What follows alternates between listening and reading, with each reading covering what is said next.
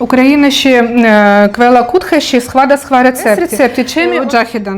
დღეს ჩემი სამზარეულო სტუმარია ჩვენი მეგობარი სვეტა. გამარჯობათ, მე უკრაინელი ვარ, ოდესიდან. დღეს ჩვენ აკეთებს რა თქმა უნდა ბორში. სვეტა ახლა გვეტყვის რა განსხვავებულ ინგრედიენტებს გამოვიყენებთ? აუცილებლად უნდა ხორცი და ბოსნეული ბიხვი, ნიორი, ცვანილი და ლობიო. უნდა პომიდორის წვენი, ტომატი არა. მხოლოდ ძვალი მოვათავსოთ ცივ წყალში, პირველი ნახარში გადაუწუროთ, შემდეგ კი მოვამზადოთ ბულიონი. ნახევარ ბოსნეული, აუცილებლად უნდა დაჭრა გრძელად.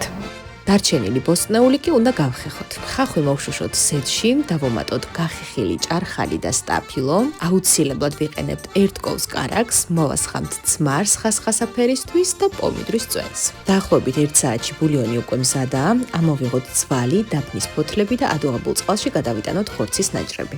ამასობაში დავჭრათ კომბოსტოც, წყალში ჩავყაროთ მარილი, კარტოფილის კუბები და გრძელ наჭრებად დაჭრილი ჭარხალი და სტაფილი. ტაფაში მოშუშული бостнეული კი გადავიტანოთ წვნიანში. В Україні всю зелень не кидають, тільки корішки. А саму зелень ми ріжемо вже прямо в тарілку.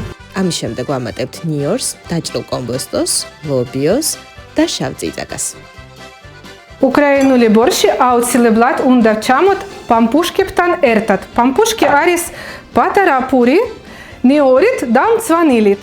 თბილი რწით, შაქრით, მარილით და საფუარით მოვამზადოთ ნაზი ცომი. დავუმატოთ ცოტაოდენი ზეთი, დავდგათ ასაფუებლად, გადავიტანოთ პატარა გუნდები ფორმაში და გამოვაცხოთ. ცხელსვე გადაუსვათ დაჭყლეტილი ნივრისა და მწვანილის ნაზავი.